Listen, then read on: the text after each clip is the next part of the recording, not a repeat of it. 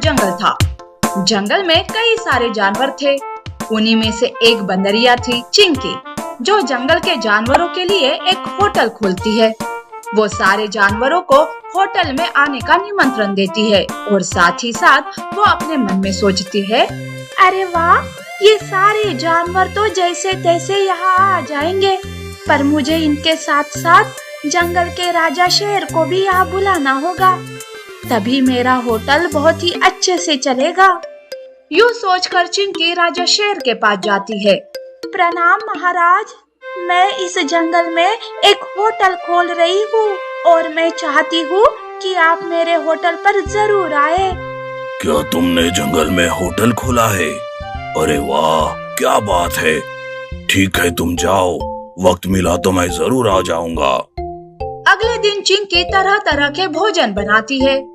उस जंगल के सारे जानवर चिंकी के बनाए भोजन को मजे लेकर खाते हैं। तब लोमड़ी चिंकी से कहती है, तुम्हारे होटल में तो भोजन बहुत ही स्वादिष्ट है। सच में तुम्हारे हाथों में तो जादू है, जादू। इतना स्वादिष्ट भोजन मैंने पहले कभी नहीं खाया। अब से मैं कहीं और भोजन के लिए जाऊंगी ही नहीं, बस तुम्हारे होटल पर ही आऊंगी। लोमड़ी चिंकी को कुछ इनाम देती है और वहाँ से चली जाती है। खरगोश और भालू को भी भोजन बहुत ही पसंद आता है। भालू चिंकी से कहता है, सच है चिंकी, तुम्हारे हाथ का भोजन तो बहुत ही स्वादिष्ट है। इतना स्वादिष्ट भोजन बनाना कहाँ से सीखा तुमने? ये कहकर भालू और खरगोश भी चिंकी को इनाम देते हैं।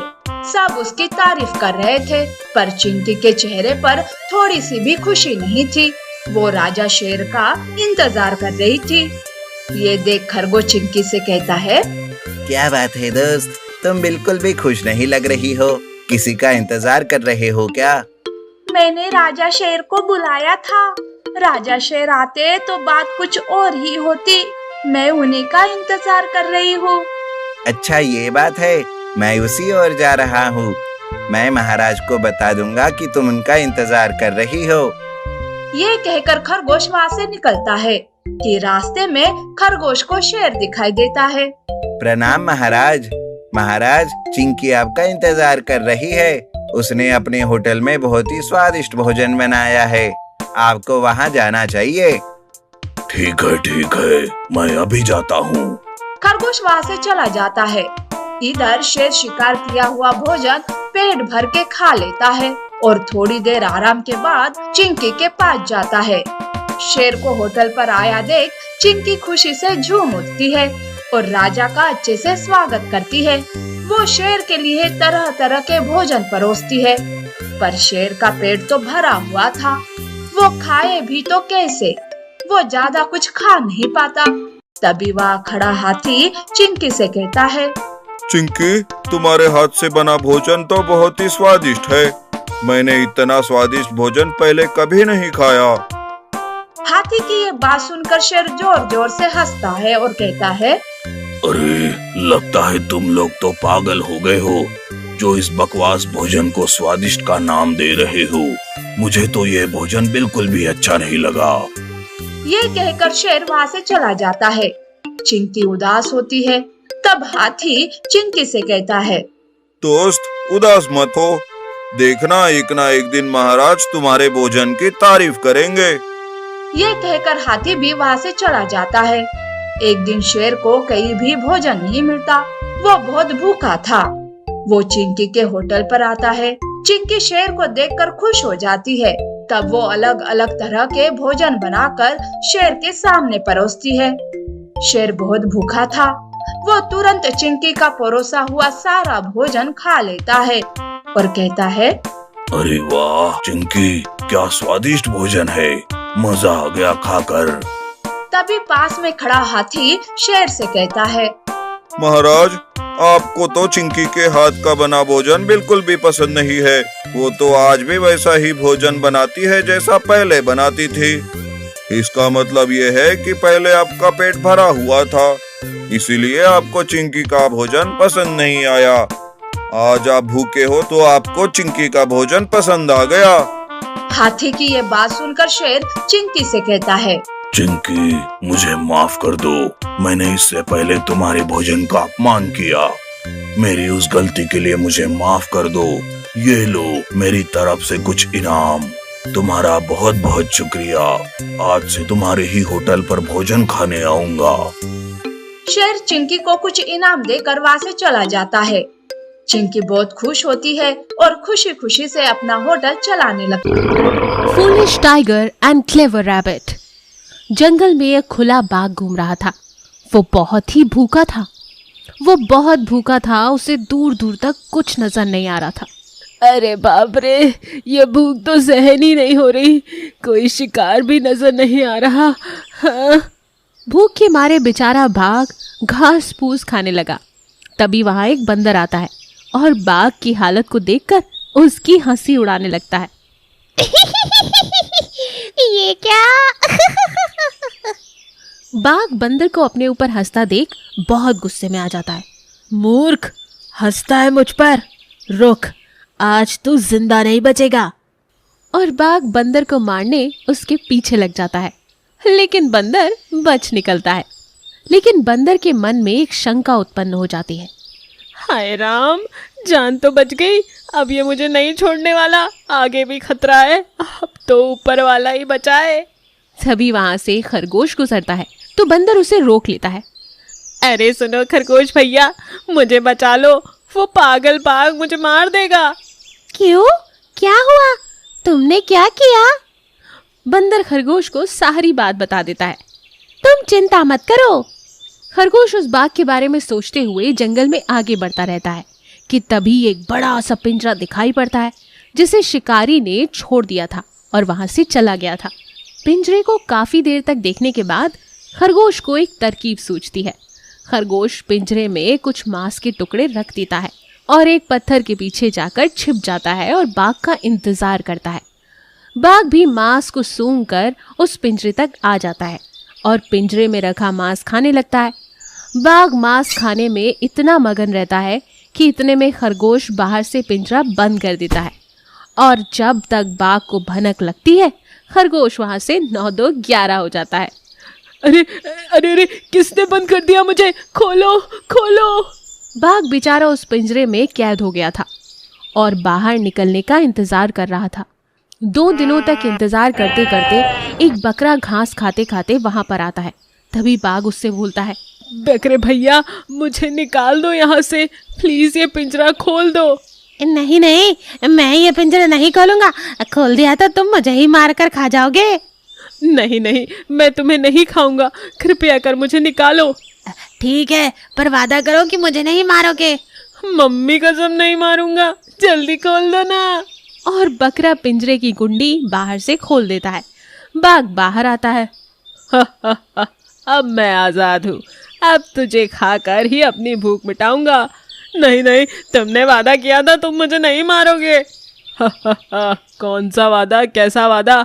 भूल गया मैं सारे वादे। बकरा अपनी जान बचाने के लिए भाग जाता है। बाघ भी उसके पीछे पीछे भागता है। भागते भागते बकरा एक पेड़ के पीछे छुप जाता है। बाघ उसको इधर उधर ढूंढने लगता है। इतने में खरगोश पास जाकर कहता है, अरे क्या हुआ भाई? तुम यहाँ क्यों छुपे हो? अरे वो दुष्ट बाघ मेरे पीछे पड़ा है। क्या?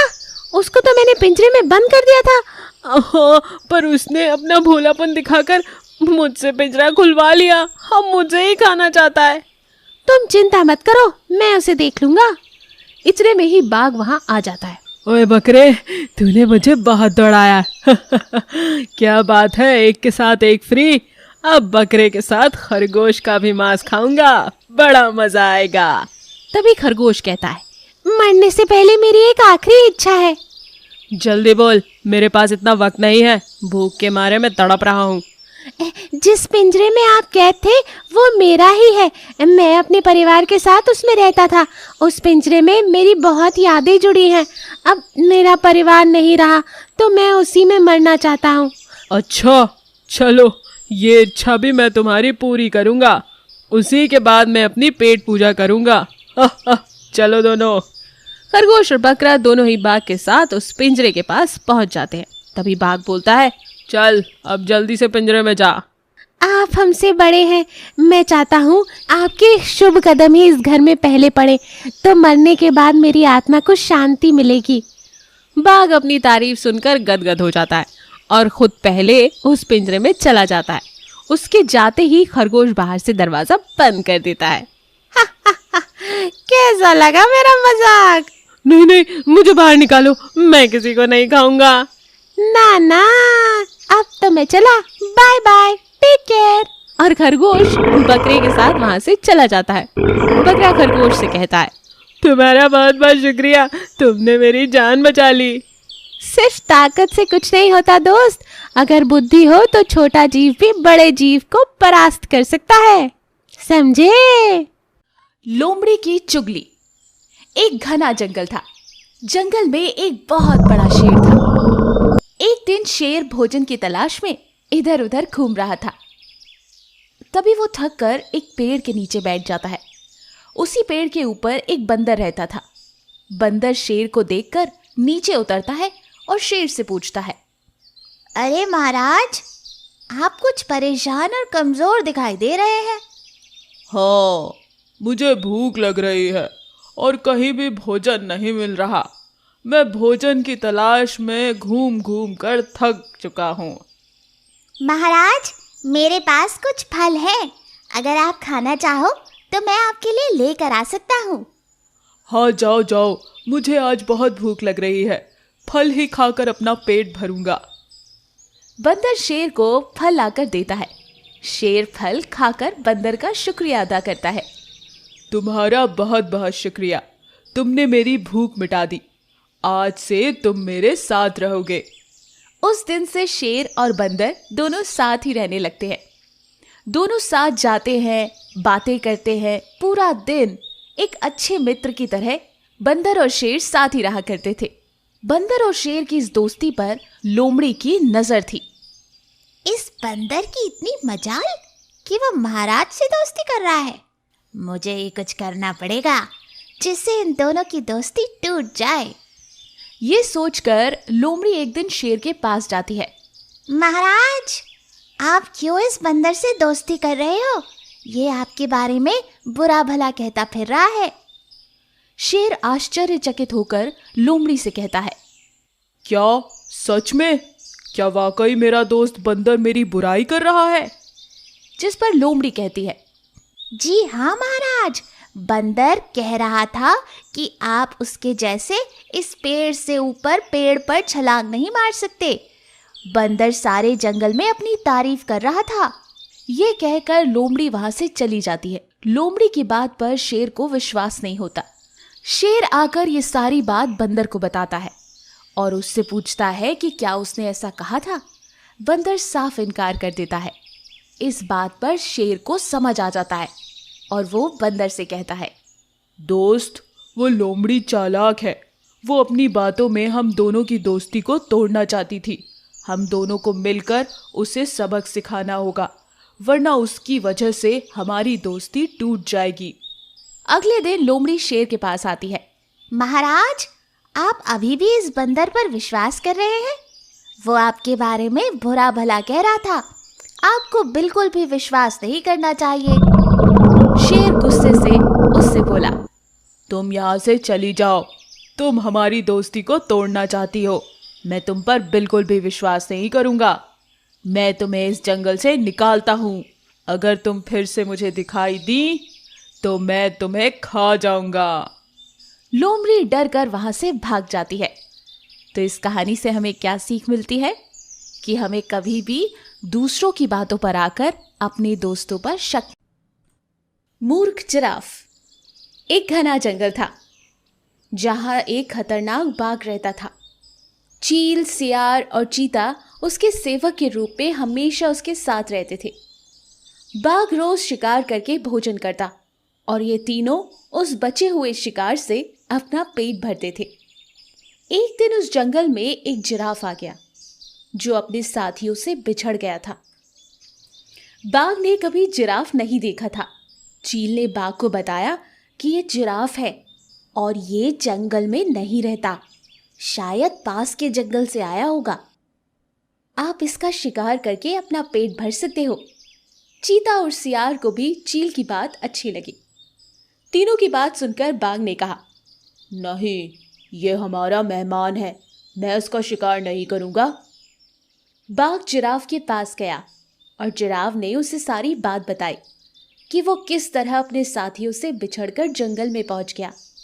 मैं बहुत परेशान हूँ महाराज, मेरी मदद कीजिए। मैं अपने साथियों से बिछड़कर इस अनजान जंगल में पहुंच गया हूँ। सुबह से कुछ नहीं खाया है। बाघ को उस कमजोर जिराफ पर दया आई। तुम हमारे मेहमान हो, इस जंगल में ही रहोगे जब तक तुम्हारा जी करे। चील, चीता और सियार इस बात को सुनकर मन ही मन जिराफ को कोसने लगे। ये महाराज भी न जाने क्यों इतने दरियादिल बन रहे हैं। अगर आज ये इसको छोड़ते नहीं तो इस मोटे ताजे जिराफ का मांस खाने को मिलता। जिराफ ने बाघ की बात मान ली और जंगल में ही रहने लगा। जल्द ही जंगल की घास और हरी पत्तियां खाकर वो तंदुरुस्त हो गया। इस बीच एक दिन बाघ की जंगली हाथी से लड़ाई हो गई और बाघ बुरी तरह से घायल हो गया। वो कई दिनों तक शिकार नहीं कर पा रहा था। शिकार न करने की वजह से बाघ और उस पर निर्भर चील, चीता और सियार कमजोर होने लगे।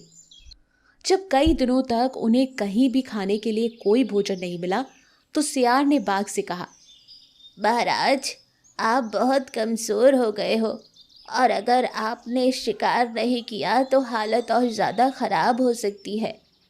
इस पर बाघ ने कहा, मैं इतना कमज़ोर हो गया हूँ कि अब कहीं भी जाकर शिकार नहीं कर सकता। अगर तुम लोग कहीं जानवरों को लेकर आओ तो मैं उनका शिकार करके अपना पेट और तुम दोनों का पेट भी भर सकता हूँ।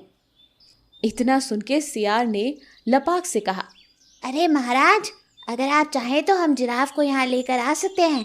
आप उसका शिकार कर लीजिए। बाघ ये सुनकर गुस्सा हो गया और बोला, वो हमारा मेहमान है, उसका शिकार मैं कभी नहीं करूँगा।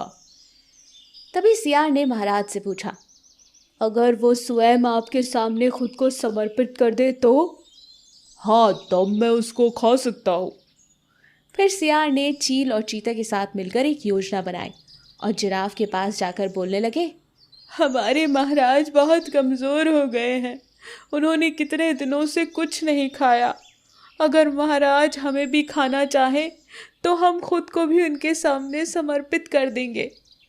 सियार की बात सुनकर चील, चीता और जिराफ भी बोलने लगे, मैं भी महाराज का भोजन बनने के लिए तैयार हूँ।